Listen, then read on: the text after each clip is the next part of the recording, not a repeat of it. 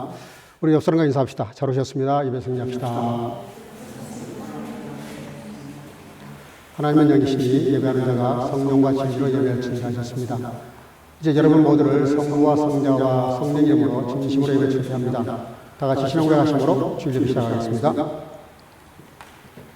전능하사 천지를 만드신 하나님 아버지를 내가 믿사오며 그 외아들 우리 주 예수 그리스도를 믿사오니 이는 성령으로 잉태하사 동정녀 마리아에게 나시고 본디오 빌라도에게 고난을 받으사 십자가에 못 박혀 죽으시고 장사한 지 사흘 만에 죽은 자 가운데서 다시 살아나시며 하늘에 오르사 전능하신 하나님 우편에 앉아 계시다가 저리로서 산자와 죽은 자를 심판하려 오시리라. 성령을 믿사오며 거룩한 공예와 성도가 서로 교통하는 것과 죄를 사하여 주시는 것과 몸이 다시 사는 것과 영원히 사는 것을 믿사옵나이다. 아멘. 자리에 앉으시고 찬송가 81장을 다 같이 주시겠습니다.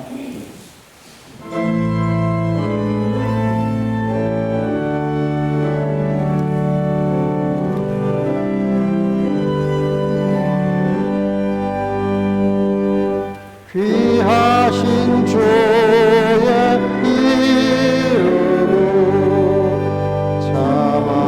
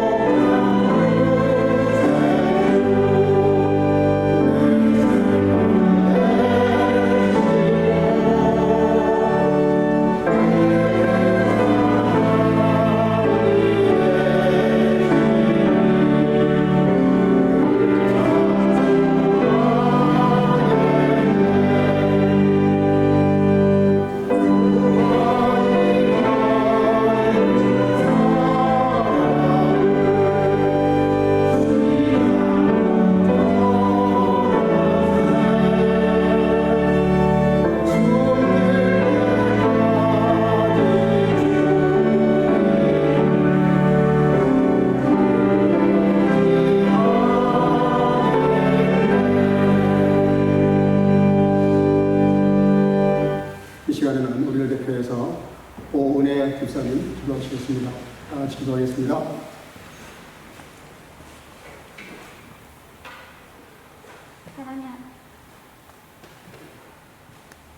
사랑의 하나님, 한 주간도 주의 날개 아래 저희들을 지켜주시고 복된 주일 허락하셔서 다 같이 한자리에 모이게 하시고 예배하게 하시니 감사합니다. 하나님의 나라와 주님께 영광 돌리기 위해 지음받은 우리들이 그 목적대로 살았는지 한 주간을 되돌아봅니다. 베풀어 주시는 은혜를 잊지는 않았는지, 기도하며 말씀 읽는 생활을 게을리하지는 않았는지, 나도 모르게 지은 죄들 또한 느끼지 못하며 안일하게 살아가는 저희의 삶을 용서해 주옵소서. 내일의 삶에서 주님과 동행하며 기도하며 깨닫게 하시고 가정과 교회에 하나님을 향한 예배가 회복되는 은혜를 경험케 하옵소서. 범사에 감사하고 늘 기뻐하며 선한 영향력으로 세상의 빛과 소금된 삶을 살게 하시고 하나님의 성품을 세상 가운데 전할 수 있는 저희들 되게 하옵소서. 전쟁과 기근이 끊이지 않는 마지막 때를 살아가는 저희를 불쌍히 여겨주시고 주어진 상황 속에서 견딜 힘을 주시며 세상 가운데 넉넉히 승리하는 성교 가족들 되게 하옵소서.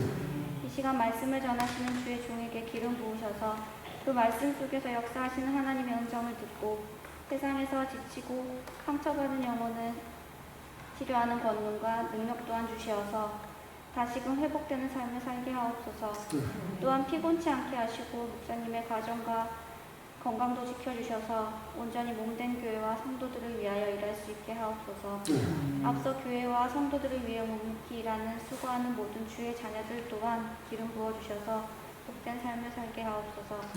오늘도 살아계셔서 우리를 보호하시는 예수님의 이름으로 기도드립니다. 아멘.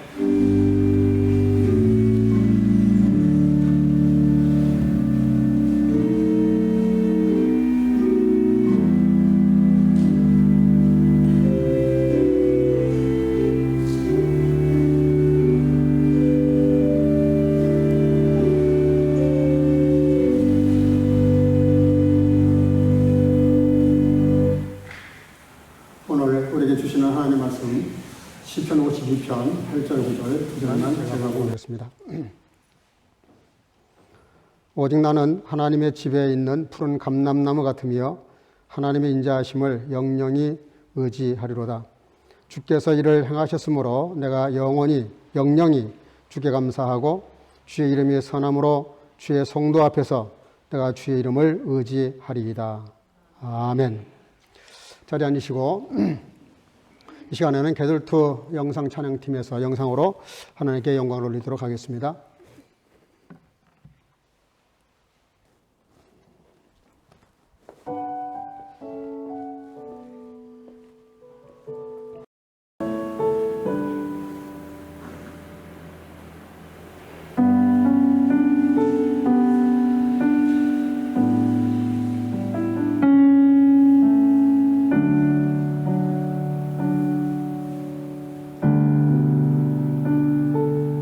하늘을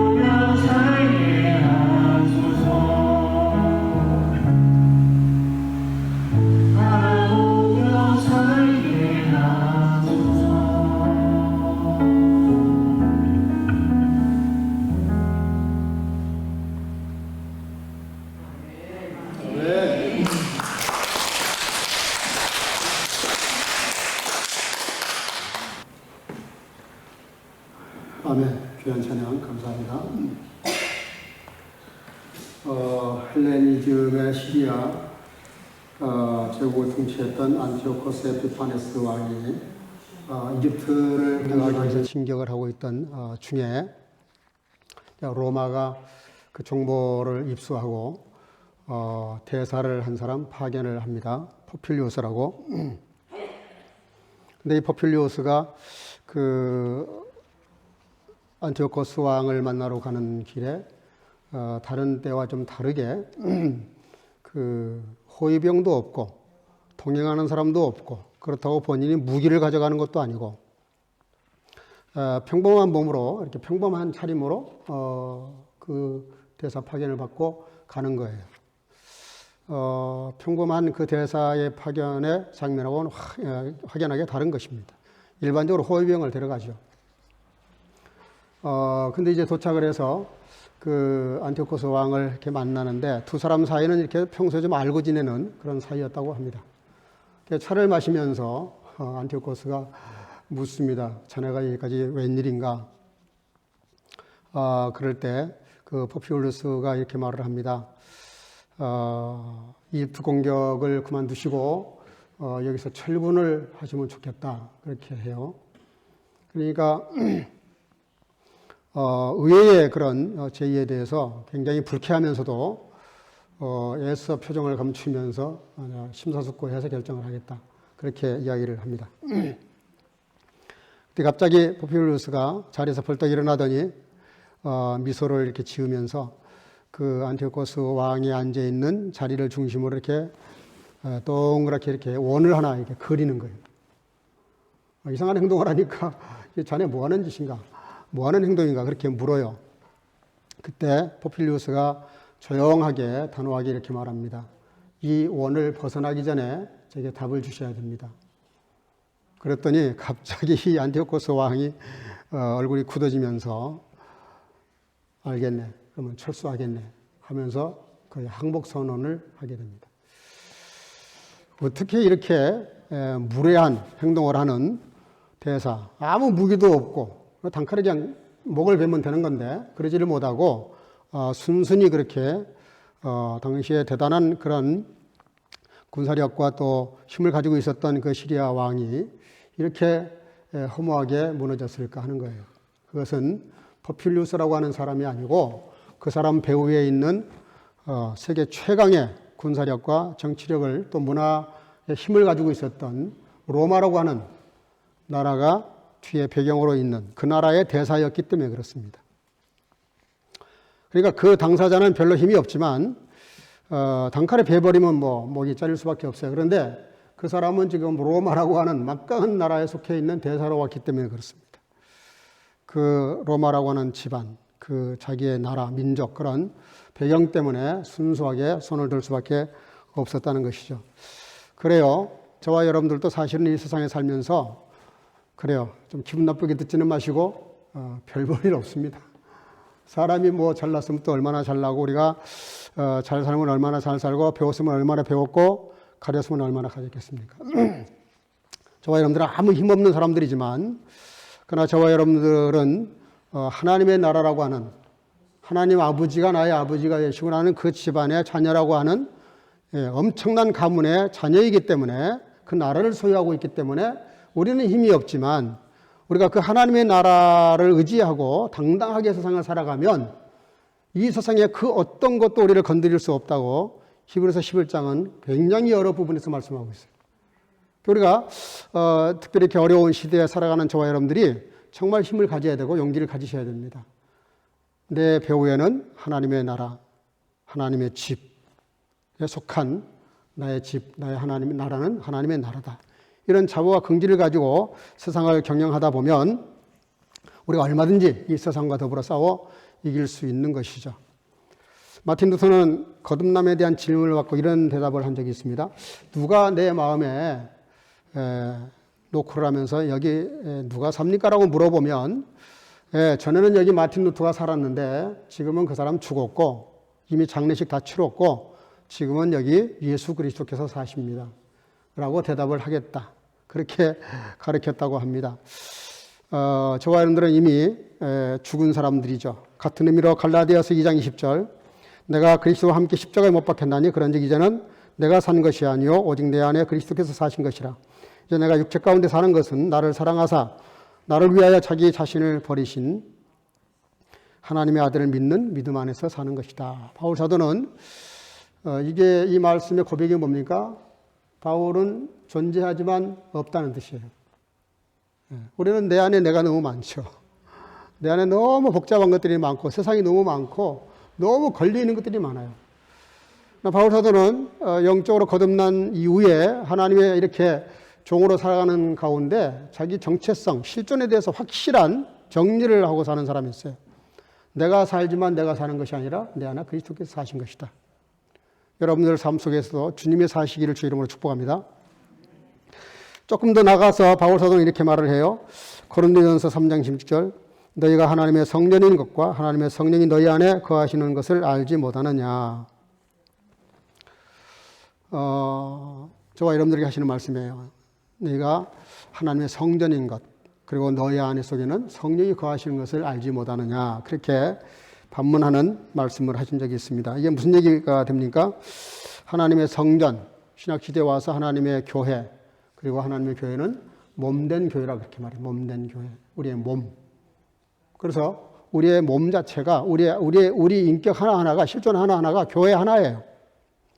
에클레시아라는 말은 세상으로부터 불러낸 사람들의 모임이라는 뜻인데 우리는 이 세상에서 부름받아가지고 세상에서 빠져나와 있는 우리 하나하나가 다 교회입니다.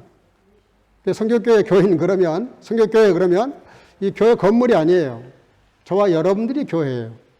하나하나가 교회고 모아진 것이 교회입니다. 그래서 교회는 온 세계가 하나예요, 사실은. 이렇게 교리 따라서 교파가 갈리지만 큰 틀에서 예수 그리스도 안에서 다 하나입니다. 따라서 성령님께서 나와 함께 사신다는 것. 히브리서 3장에서 1절 이하에 쭉 보면은 거기 여러 가지 많은 말씀이 나오지만 간단히 요약하면 이런 거예요. 하나님의 집에 두 종류의 사람이 산다는 거예요. 율법의 대표인 모세, 은혜의 대표이신 또 순종의 대표이신 또 인류를 구원하러 오신 예수 그리스도. 모세와 예수님을 비교를 잘 하셨어요. 그게 뭐냐면 모세는 종으로 사환으로 충성했고 예수님은 아들로서 충성했다. 이게 하나님의 집 안에서 우리가 주님을 섬기는데 종처럼 노예처럼 비굴하게 아니면 억지로 마지못해서 어쩔 수 없이 이렇게 섬기는 사람이 있고 자유하면서 아들답게 당당하게 정말 하나님 아버지를 사랑하면서 섬기는 두 종류의 사람이 있다는 거예요. 여러분 결코 우리는 종처럼 사환처럼 율법적으로 섬기면 안 됩니다. 정말 그 은혜와 사랑에 감사해서 하나님 아버지를 나의 아버지라고 부르면서 아들답게 딸답게 자유하면서 그러나 율법적으로 섬기는 법적 관계에서 섬기는 사람보다 훨씬 더 수준 높은 격조 있는 격이 있는 그런 섬김이 되어야 된다라고 말씀하고 있습니다.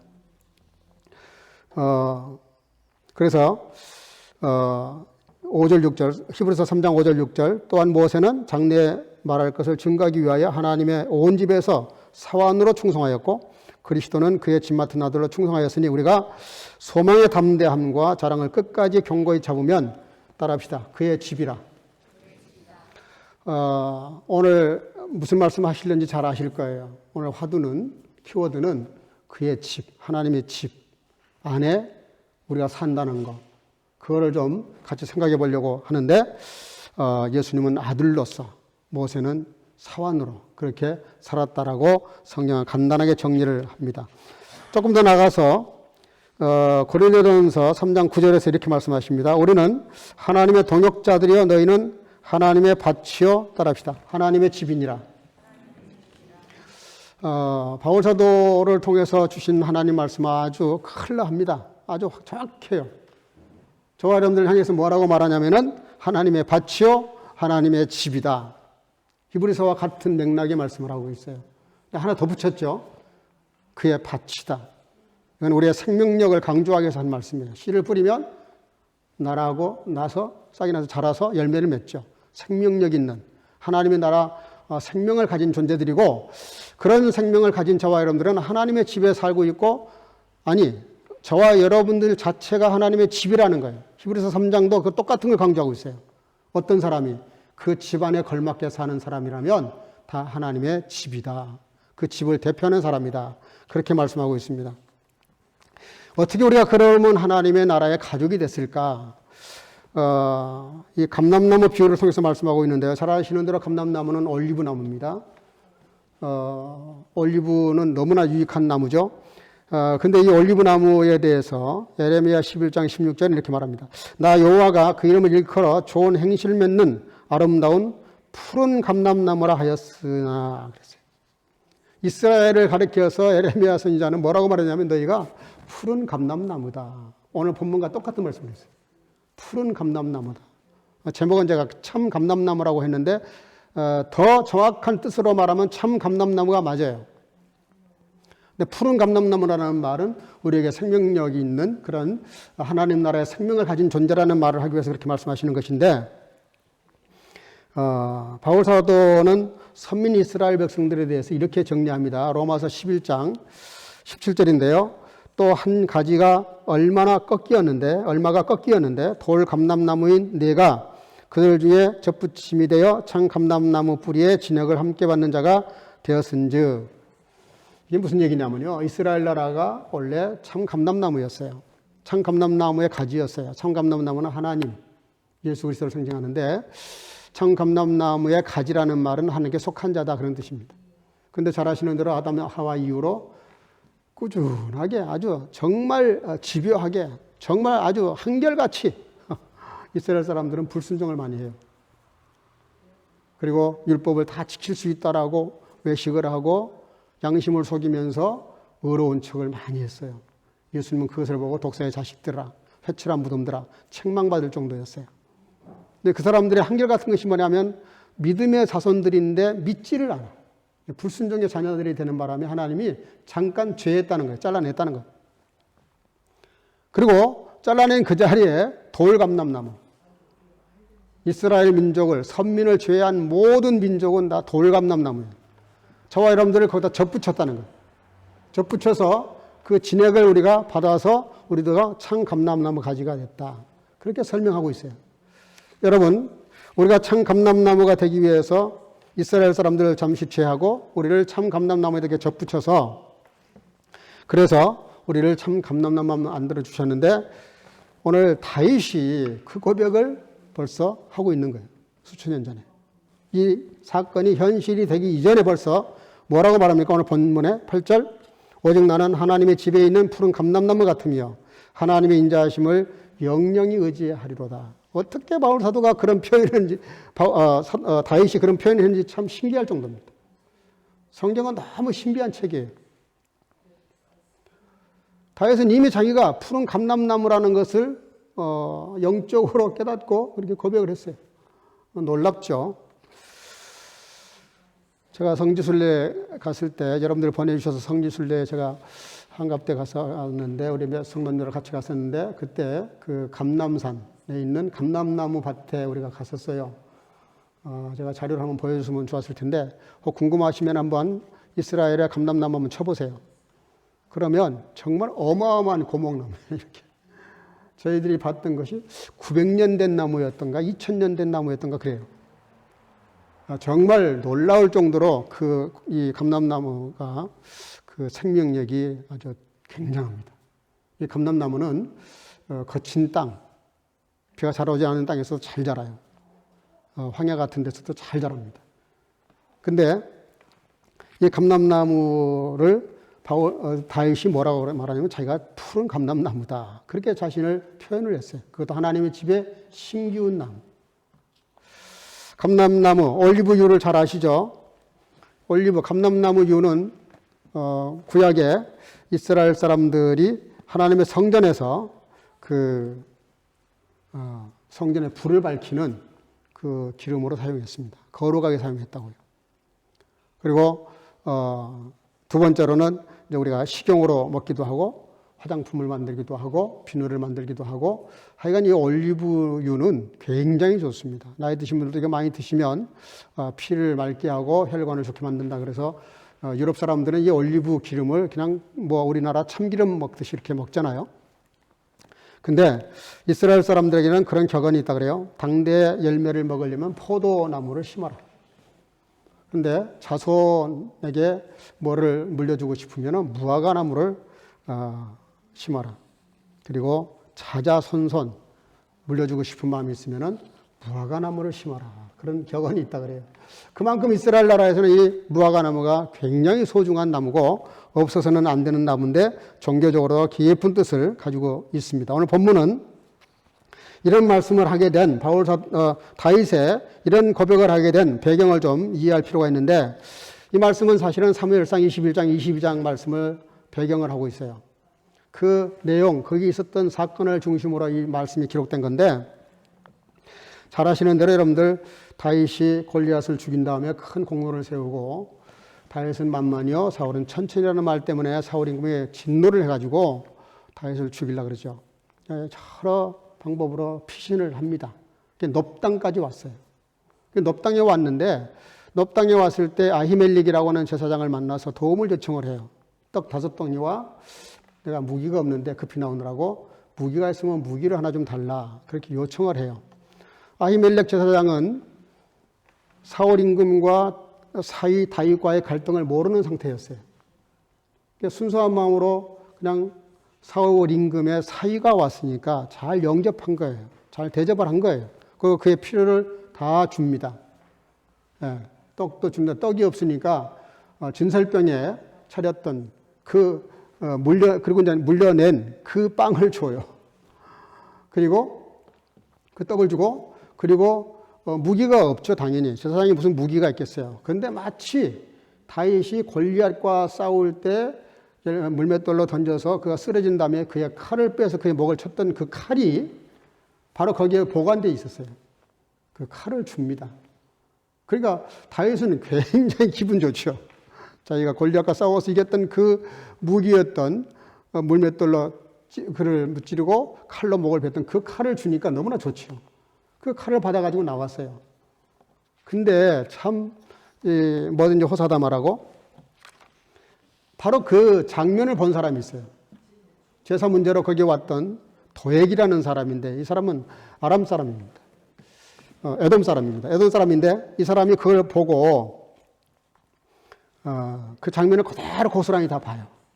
그걸 보고 나서 이 도액이라는 사람이 굉장히 강교한 사람이에요.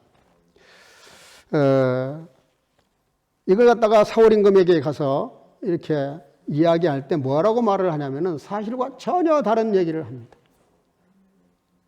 뭔가 아히멜렉 제사장하고 다윗이 일을 도모하고 있는 것 같다.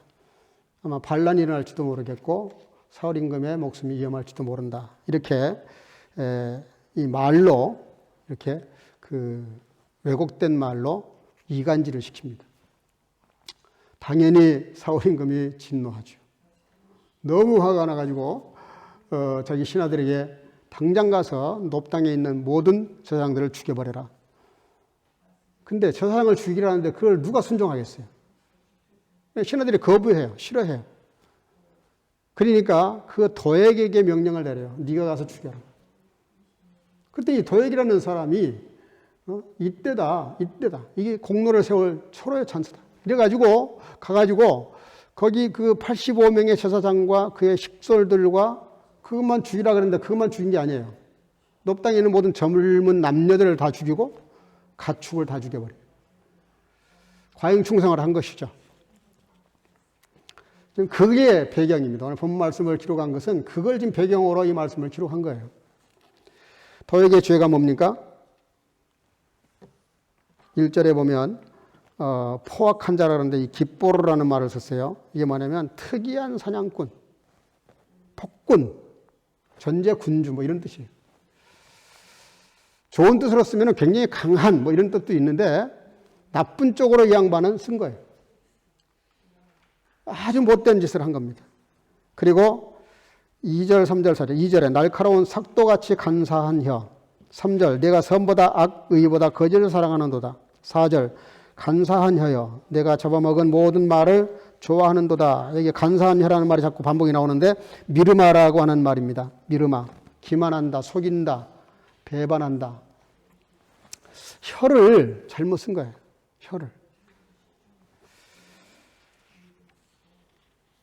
여러분, 자기 출세도 좋고 이 사람에게 잘 보이는 것도 좋지만 거짓을 고하고 다른 사람을 죽이는, 잡아먹는 이렇게 표현이 있는데 언어에 보면은 다른 사람을 죽이는 그런 언어를 쓴 거예요. 여러분들이 세상을 살면서 정말 혀를 잘 사용하셔야 됩니다. 이 말을 잘못하면 이 새치혀로 세상을 뒤집어 놓을 수도 있어요. 근데 기억하셔야 됩니다. 내 귀에 들린 대로 내가 시행하겠다. 민수기 보면 나와요. 하나님은 우리가 그냥 뱉은 말이지만 하나님은 우리 말을 다 듣고 계세요. 내가 무릎 꿇고 폼 잡고 기도하는 것만 하나님이 듣는 게 아닙니다. 우리가 일상생활에서 무심코 던지는 말, 남을 험담하고 남을 이렇게 죽이려고 하는 해악된 말을 던지는 것은 대단히 잘못된 죄예요. 큰 죄입니다. 보통 우리가 사람을 볼 때 이렇게 앉아서 딱 몇 마디 이렇게 나눠보면 금방 알잖아요. 이 사람이 어떤 사람인지 금방 알 수 있어요. 이상하죠? 우리가 병원에 가면 의사가 제일 먼저 보는 게 뭡니까? 네, 맥박을 재기 전에, 혈압을 재기 전에 아 하고 혀부터 봐요. 혀. 아 한 다음에 혀를 들여다보거든요. 네. 그 혀를 들여다보면 대충 이 사람의 건강 상태가 드러납니다.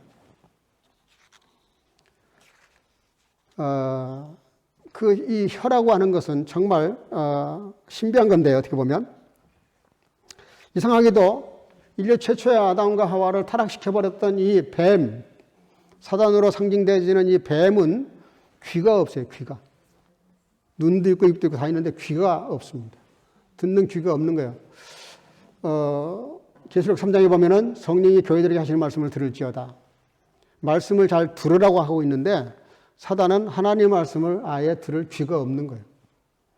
말씀을, 다른 사람의 말을 안 듣는 것도 문제지만 특별히 하나님 말씀에 대해서 귀를 막아버리면 방법이 없어요. 무조건 그건 타락합니다. 잘못된 인생을 살 수밖에 없어요. 또 한 가지 특징이 뭡니까? 뱀은 혀가 2개예요. 모든 동물도 다 혀가 하나인데 이 동물은 이상하게 혀가 2개예요.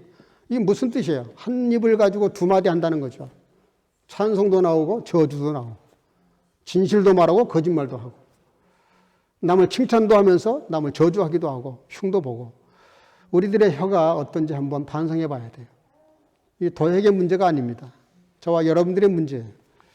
이 우리의 혀를 잘못 놀리게 되면 얼마나 많은 하나님의 영광을 가리는지 몰라요.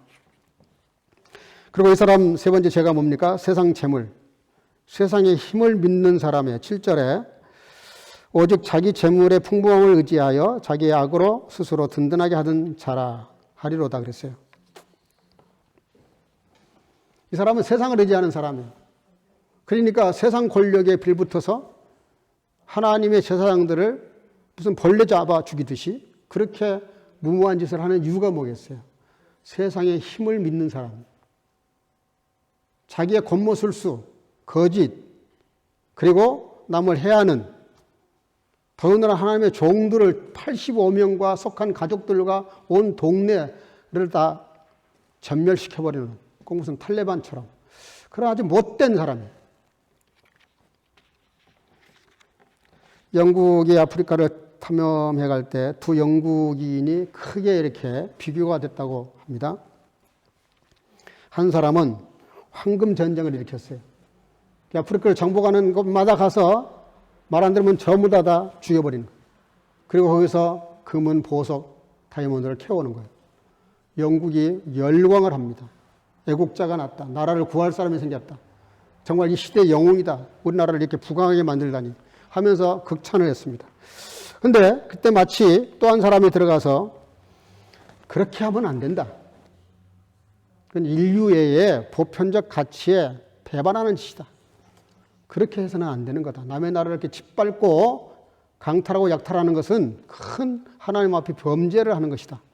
하면서 이야기를 했더니 영국에서 모든 국민들이 그를 배반자요, 매국노요, 아주 나쁜 사람이요. 그래서 완전히 나쁜 사람으로 낙인시켰어요. 그 영웅 대접을 받았던 사람은 세실 로드라고 하는 사람이고요. 후자는 데이비드 리빙스턴이었습니다. 여러분, 그때 당시엔 그랬는데요. 지금 영국 가서 보면 로드라는 사람은 묻으면 흔적도 없이 사라졌어요. 리빙스턴은 지금도 영국의 그리고 전 세계인의 존경과 그리고 그를 사랑하는 사람들이 많습니다. 여러분, 우리가 세상식으로 살면서 세상 그런 어떤 것들에 이렇게 영합을 해서 세상적인 가치를 가지고 살면 잠깐 잠들 수 있어요.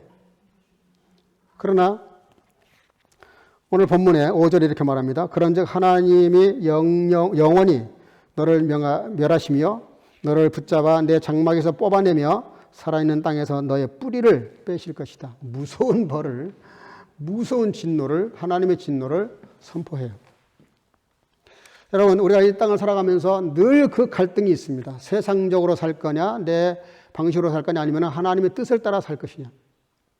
그리스도인들이 항상 그런 딜레마가 있고 늘 갈등이 있어요. 세상 사람들은 그런 고민조차도 하지 않아요. 그냥 자기 이익을 쫓습니다. 조금이라도 유리한 쪽으로 항상 선택을 해요. 그리스도인들은 유리하냐 불리하냐를 따지고 결정하면 크게 실수하는 겁니다. 유불리를 따지는 게 아니에요. 이게 참이냐 거짓이냐, 진리냐 비진리냐, 그런 가치관에서 봐야지. 그런 어떤 세상적인 물량적인 것을 가지고 판단해서 결정하게 되면 잠깐 좋을지는 모르지만 큰 낭패를 보게 됩니다. 다윗이 훌륭하다는 것은 다른 게 아니에요. 다윗은 그런 일을 당하고도 오늘 본문에 보면 쫓아가서 그에게 보복했다는 말이 없어요. 직접 자기가 그를 내려친 게 아니에요. 하나님께 맡기는 거죠. 왜 그랬을까요? 다윗이 충분히 도역을 쫓아가서 그를 살해할 수도 있고 보복할 수도 있고 원수를 갚을 수도 있어요. 제사장들을 죽였으니까 얼마나 명분이 되고 죽일 수 있어요. 그런데 일절 그에게 손을 대지 않습니다. 그리고 하나님께 맡겨요. 왜요? 자기의 직접적인 보복을 하게 되면 잠깐 마음은 시원할 수 있어요. 그러나 자기가 아무리 완벽하게 보복을 해도 자기의 완벽한 행동보다는 하나님의 심판이 훨씬 더 정의롭고 실수하지 않는다는 걸 알고 있어요. 그걸 믿는 게 그리스도인이거든요. 우리가 그게 참 힘들어요. 저런 못된 놈을 저렇게 놔두면 계속 못된 짓 할 텐데 내가 저걸 어떻게 해야지. 이런 우리가 유혹을 받아요. 조심하십시오, 여러분들. 사람은 사람을 심판할 권한을 하나님 주시지 않았어요. 우리가 그런 분별은 해야 됩니다. 그리고 기도는 해야 돼요. 하나님이 간섭해 달라고 기도는 해야 돼요. 그러나 내가 직접 손에 피를 묻히는 것은 또 나도 그 사람을 살해한 살인죄가 하나님과 1대1로 하나님에게 나에게 물으세요. 그렇기 때문에 그리스도인들은 어떤 문제가 생겼을 때 엎드리는 게 필요합니다. 하나님께 맡기고 기도해야 되는 거예요. 다윗이 지금 그렇게 하고 있는 거예요. 소극적으로 그에게 원수 갚는 것보다는 적극적으로 하나님께 맡기는 기도. 이게 얼마나 중요한지 모릅니다. 그러면서 다윗이 뭐라고 선언하냐면 오늘 본문 8절 다시 한번 그러나 나는 하나님의 집에 있는 푸른 감람나무 같으며 하나님의 인자하심을 영원히 의지하겠다. 도역의 기 만행이 보이는데도 정말 쫓아가서 어떻게 하고 싶은데도 그 현실에 눈을 감고 하나님께 향하여 눈을 열고 기도의 손을 높이 드는 것이죠. 우리가 이 부조리한 세상을 살다가 보면은 어쩔 때는 화가 나고 참기 어려운 분노가 오를 때가 있어요.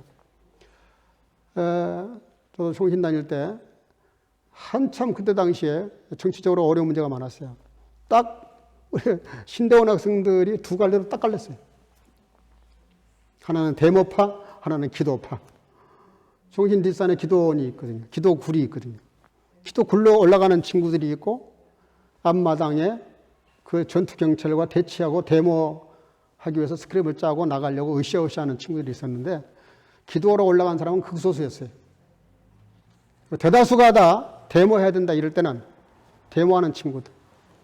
5.18 때입니다. 저는 그냥 기도하러 올라가서 갔더랬습니다. 왜냐하면 우리들의 이런 데모의 힘보다는 하나님이 직접 개입하는 것이 훨씬 더 확실하고 분명하고 옳다라고 생각했기 때문에 하나님께 기도로 맡긴 거예요. 역사는 하나님이 좌우하시고요, 심판하시거든요.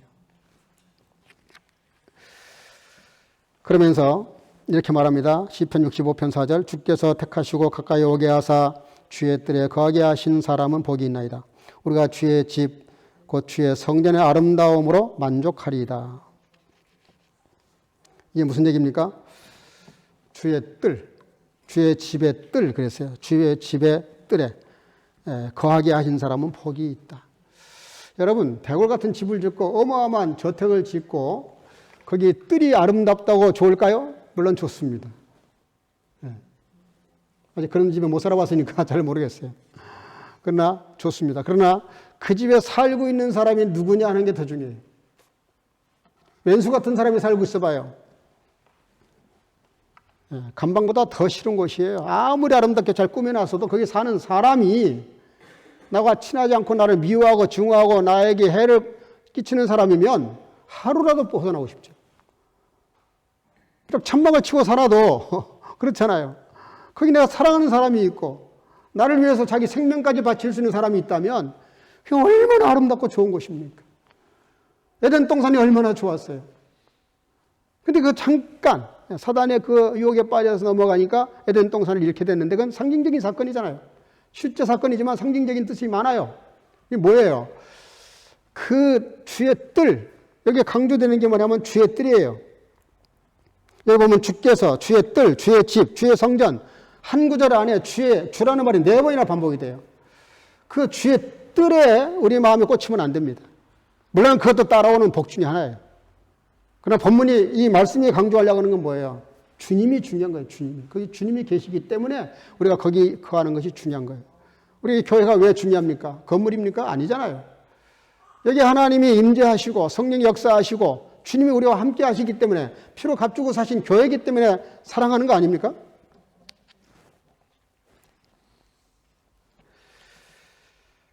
근데요, 같은 나무지만 집 안에 있는 나무와 집 밖에 있는 나무가 다를 수밖에 없습니다. 그렇잖아요? 집 안에 있는 나무는 주인이 각별히 그거를 관리합니다. 혹시라도 물이 모자랄까봐 늘 물도 주고 거름도 주고 하여간 잘 가꾸잖아요.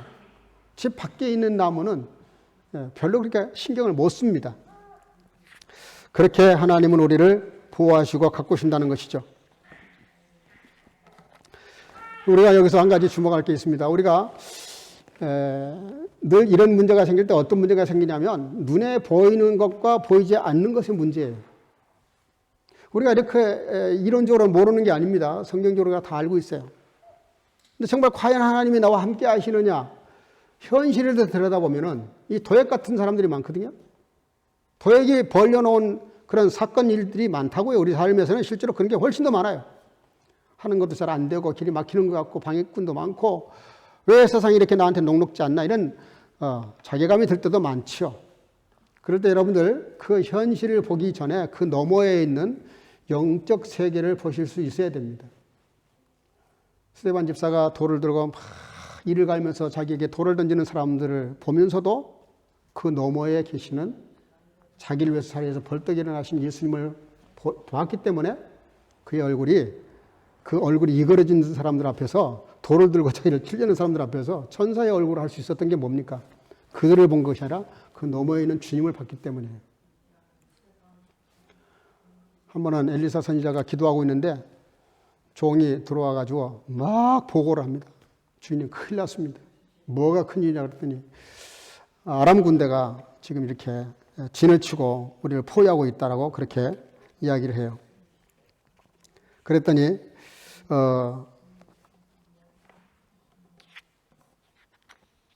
왕하 6장 16절에 이렇게 말합니다. 대답하되 두려워하지 말라. 우리와 함께한 자가 그들과 함께한 자보다 많으니라. 그랬더니 이 종이 하는 말이 그렇지 않습니다. 선자가 잘 몰라서 그러시는데 지금 어마어마한 군대가 지금 이 우리나라를 이렇게 감싸고 포위하고 있다고.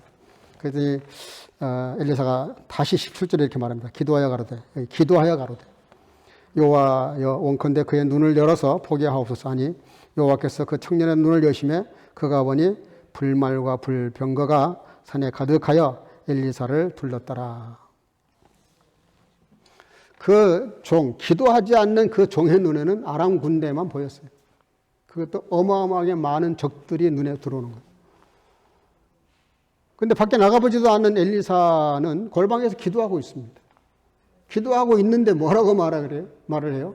네가 보는 건 아람 군대지. 네가 기도를 한번 해봐라. 너가 보지 못한 어마어마한 군대가 있어. 그래서 다시 기도한 다음에 보라 그랬더니 거기 보니까 불말과 불병거가 산에 가득하여 엘리사를 들렸더라. 여러분, 하나님이 집에서 힘겼다는 말씀을 왜 이렇게 하고 있습니까? 현실은 도액이라는 사람의 만행이 있어요. 근데 그 만행을 다윗은 넘어서서 뭘 보고 있습니까? 이 모든 사건 속에는 하나님이 다 개입하시고 간섭하시고 통치하시고 알고 계신다는 거죠. 그러니까 다윗이 그런 어마어마한 사건 앞에서도 눈 하나 깜빡하지 않고 당당하게 하나님께 기도하고 있는 거예요. 왜요? 이 도액 같은 거 사실은 하나님을 보면 아무것도 아니에요. 이미 경험했잖아요. 물맷돌 하나 가지고 그 엄청난 골리앗을 전쟁에서 이겼던 경험이 있잖아요. 체험한 게 있잖아요. 하나님이 함께 하셔서 그를 무찔렀던 그런 사건이 있잖아요. 그러니까 다윗은 너무너무 당당한 거예요. 왜? 영적 세계를 보고 있기 때문에. 사랑하는 성도 여러분들, 코로나라고 하는 이 현실 앞에서 우리가 너무 마음이 약해지면 안 됩니다. 조심은 하세요. 정말 마스크 잘 쓰시고 방역수칙 잘 지키셔야 됩니다. 지난주에 오셨던 우리 형제님 보니까는 질병관리청에서 일하시는 분이 오셨는데 보니까 코로나 질병이 얼마나 어마어마한 사건입니까? 전 세계를 꼼짝달싹 못하게 만들었죠. 근데 여러분들, 그리스도인들은 너무 그것 때문에 두려워하면 안 됩니다. 이것도 하나님께서 다 하나님의 깊은 긴 섭리 가운데 하나예요. 우리가 오직 만나서 원치 않는 일을 하면 하나님이 못 만나게 이렇게 만들어 버리셨을까? 뭐 이런 글이 있더라고요. 왜 코로나를 보내셨는가? 한 열 몇 가지 이유를 정말 영적으로 잘 분석한 글이 있어요. 제가 그걸 가져올까 그러다가 오늘 짧게 끝내야 되기 때문에 못 했는데, 오직 하면 하나님이 이렇게 코로나로 흐트러 버리셨을까? 사람들. 꼭 바벨탑 사람들처럼 모여가지고 성이나 쌓고 하나님께 도전장이나 내밀고, 특별히 요즘 한국에 그 차별금지법 때문에 교회가 비상에 걸렸어요. 저는 사실 평소에 그 관심이 별로 없었어요. 근데 자세히 들여다보니까 이 법이 통과가 되면 앞으로 기독교가 전도하는 거 못합니다, 이제. 기독교만 진리라는 말 하면은 잡혀갈 수도 있어요. 유럽 사회가 지금 그 법을 통과시킨 다음에 얼마나 어렵습니까? 영국에서는 길거리에서 전도하다가 잡혀간 사람도 있어요. 물론 우리가 특수한 사정이 있는 사람들을 도외시하면 안 됩니다. 그 사람들도 나름대로 사정이 있으니까 돌아봐야 돼요. 그런다고 역차별을 해서는 안 되는 거예요. 그 사람들을 보호하자고 좋은 법들까지 다 묶어버리면, 기독교가 전도를 못하고 선교를 못하면 어떻게 우리가 앞으로 이 하나님의 영적 세계를 끌어가겠어요. 그래서 오늘 말씀을 결론을 짓겠습니다. 요한복음 2장 19절에 이런 말씀이 있어요. 예수께서 대답하여 가라사대 너희가 이 성전을 헐어라. 내가 사흘 동안에 일으키리라. 이게 무슨 얘기입니까? 하나님의 성전을 헐다니요. 이게 이런 말씀 때문에 사실 신성 모독죄 제목 중에 하나예요. 하나님의 성전, 46년 걸려서 지은 성전을 헐으라는 거예요. 내가 3일 만에 일으킬 것이다. 당대 이거 미친 사람이라는 소리밖에 못 들었을 정도의 수준의 말입니다. 깊이 생각하셔야 됩니다. 하나님의 성전, 하나님의 집, 내 집, 헐어야 할 집이 있고 세워야 할 집이 있다는 뜻이에요. 헐어야 될 집이 뭡니까? 도액 같은 사람의 삶, 세상 것을 의존하고 그것이 최고인 줄 알고 다인 줄 알고 함부로 살아가는 그런 사람들의 삶을, 그런 삶이 내 삶 속에 있다면, 몸된 성전이 내 몸 안에 있고 내가 그렇게 살고 있다면 그걸 헐어야 된다는 것이죠. 헐어야 될 게 뭡니까? 포악하고 간사한 혀, 거짓되고 세상의 힘을 의존하고 세상의 권력을 의지하는 그런 것들은 교회 안에 들어와서는 안 된다는 거예요. 하나님의 집에서는 있으면 안 된다는 거예요. 비성경적인 건 다 헐어야 된다는 거예요. 세워야 될 게 뭡니까? 내 집은 만민이 기도하는 집이다. 기도하는 걸 세워야죠. 기도하는 집을 세워야죠. 예배하는 곳이니까 예배하는 걸 살려야죠. 이걸 더 강하게 해야죠. 예수 그리스도의 몸이라 그랬으니까. 우리가 정말 예수님의 그런 지체로서, 한 지체로서 이런 것은 계속 살려서 더 많이, 더 강하게, 그리고 성령이 거하는 집이라고 했잖아요. 세워야 될 집이 뭡니까? 우리 마음속에 성령 충만해지는 성령의 사람이 되는 것. 예수님께서 3일 만에 일으키시겠다는 게 뭐예요? 내가 너희들에게 보여줄 그 많은 기적들이 있지만 대표적인 것 딱 한 가지. 요나의 기적밖에는 없다 그랬어요. 요나의 기적이 뭡니까? 죽은 것처럼 큰 물고기 속에 들어갔다가 3일 만에 다시 살아났던 사건. 예수님이 십자가에 죽으시고 부활하신 사건. 그것밖에는 보여줄 기적이 없다 그랬어요. 진짜 기적이 뭡니까? 예수 그리스도께서 나를 위해서 죽으시고 3일 만에 부활하신 이 엄청난 복음. 이것이 진짜 교회라는 거예요. 교회 그게 근간이고 뿌리고 거기 기초 위에 우리가 교회가 있는 것입니다. 그래서 우리가 예수님의 죽으심과 부활하심 그것이 풍성하고 늘 충만한 그런 집. 거기에 심겨진 참 감람나무. 푸른 감람나무 같은. 그게 무슨 뜻이에요? 푸른 감람나무. 얼마나 싱싱하게 잘 자라고 있는 열매 맺는 나무를 표현한 건데 이런 은혜가 차고 넘치고 이런 은혜가 늘 푸릇푸릇 생동감이 넘치는 그런 성도, 그런 집안의 가족. 우리가 하나님의 집에 심겼다는 말을 한마디로 표현하면 이렇습니다. 우리가 그 가정의 한 식구가 됐다 그런 뜻입니다. 하나님의 집, 하나님의 나라의 한 가족이 됐다. 그 가족으로 우리가 거기에 심겨진 겁니다. 어떻게? 예수 그리스도께서 내 대신 죽으심으로 죄값을 다 치르시고 부활하심으로 우리가 그 제사가 성공했다는 것을 알려서 우리가 그것이 완전히 완성된 것을 믿고 우리도 예수님의 죽으심과 부활하신 그 능력을 가지고 살아가는 그 사람의 삶이 바로 푸른 감람나무, 참 감람나무의 삶이죠. 하나님의 집에서 이 은혜가 차고 넘치기를 주 이름으로 축복합니다.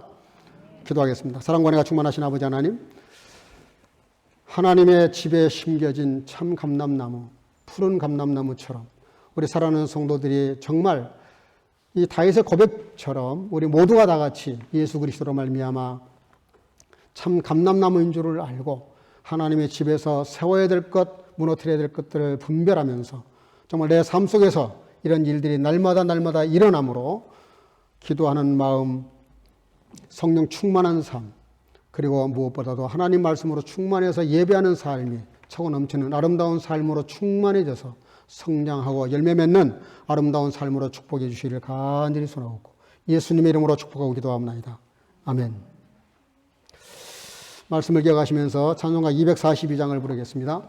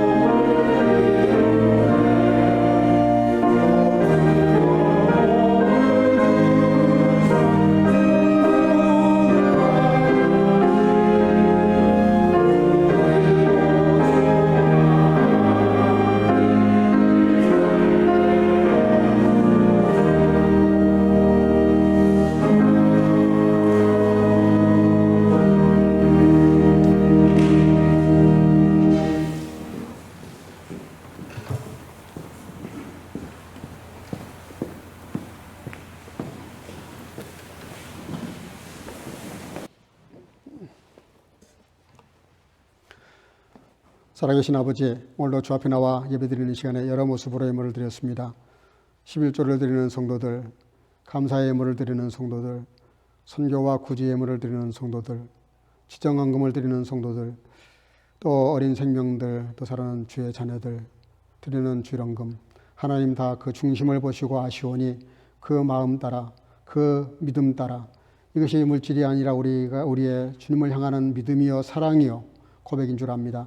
하나님, 저들이 정성을 들여 아들로서 자녀로서 드리는 모든 감사의 예물들을 주께서 받으시고 말씀이 약속하신 대로 흔들고 채워주셔서 그렇지 않은 삶보다 더 존귀하고 넘치는 삶을 살 뿐만 아니라 많은 사람들을 도움을 주고도 남는 삶을 살아가기에 부족함이 없도록 축복하시기를 간절히 소원하옵고 예수님의 이름으로 간절히 축복하고 봉헌하며 기도하옵나이다. 아멘. 네, 몇 가지 안내 말씀을 좀 드리겠습니다. 오늘만 그렇게 하고 다음 주는 평소대로 11시 30분 예배를 드립니다. 오늘 예배 마치면 가능하면 빨리 자리를 여기서 벗어나 주시기를 바랍니다. 30분부터 독일교회가 이 장소를 사용하게 됩니다. 우리 교회 홈페이지도 올리지만 특별히 또 단톡방에도 지금 올리고 있는 수요 예배와 금요기도에 빠지 마시고 다 동참해 주시기를 바랍니다. 지난 한 주간 베를린 코로나19 확진율이 75.7이라고 합니다. 확진자 숫자가 346명인데 조금 상태가 몇 주 전보다는 안 좋아진 상태인 것 같습니다. 각별히 조심해 주시길 바라고 주의해 주시길 바랍니다. 네, 나머지 광고는 참고하시고요. 어려운 일이 있거나 문제가 있을 때는 저에게 시간 지체하지 마시고 바로 연락 주셔서 같이 문제를 풀어가도록 그렇게 연락 주시기를 바랍니다. 우리 옆 사람과도 잠깐 인사하겠습니다. 우리 말씀대로 참 감람나무처럼 삽시다. 한 번 더 하겠습니다. 주의 이름으로 사랑하고 축복합니다. 예.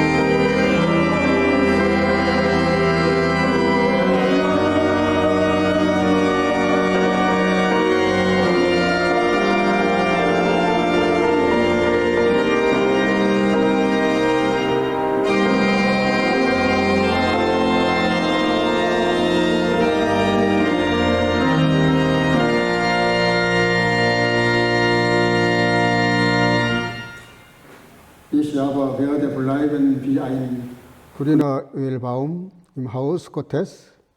Verlasse mich auf Gottes Güte immer und ewiglich.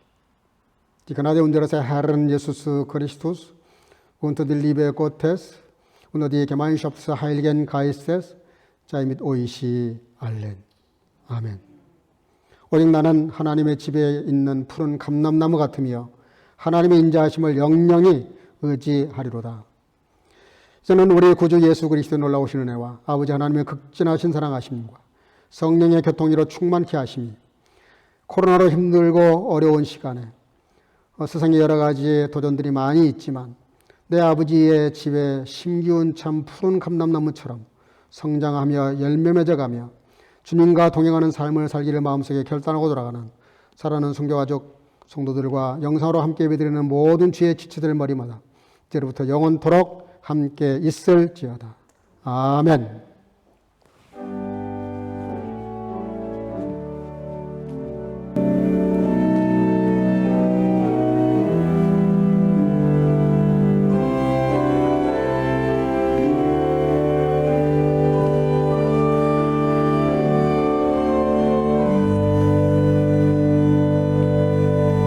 잠깐만 앉으시고요. 1분이면 됩니다.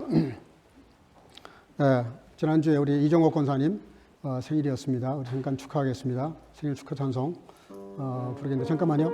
잠깐만.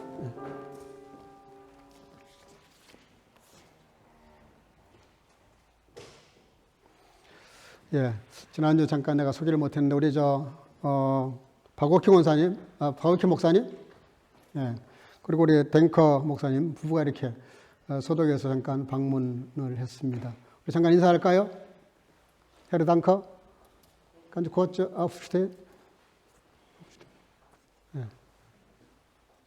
우리 박수로 환영하겠습니다. 예, 반갑습니다. 그리고 지금 교회 한 분은 지금 병원에 입원해서 이제는 이렇게 회복을 위한 그런 치료를 하고 계시고, 우리 김모영 권사님 남편 헤르크라고, 그리고 우리 이승근 권사님은 집에서 가려 중에 있습니다. 지난주 잠깐 신방을 갔었는데 그 생각보다 많이 회복이 된 것 같습니다. 우리 정은희 권사님 부부가 너무 고생이 많으시는데 어쨌든 위에서 기도해 주시기를 바랍니다.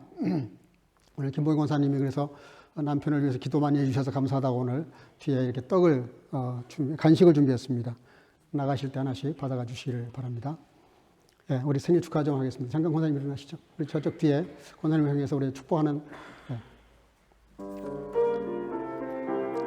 감사해요. 감사해요. 당신을 보내신, 당신을 통해 일하시는 하나님, 사랑해요.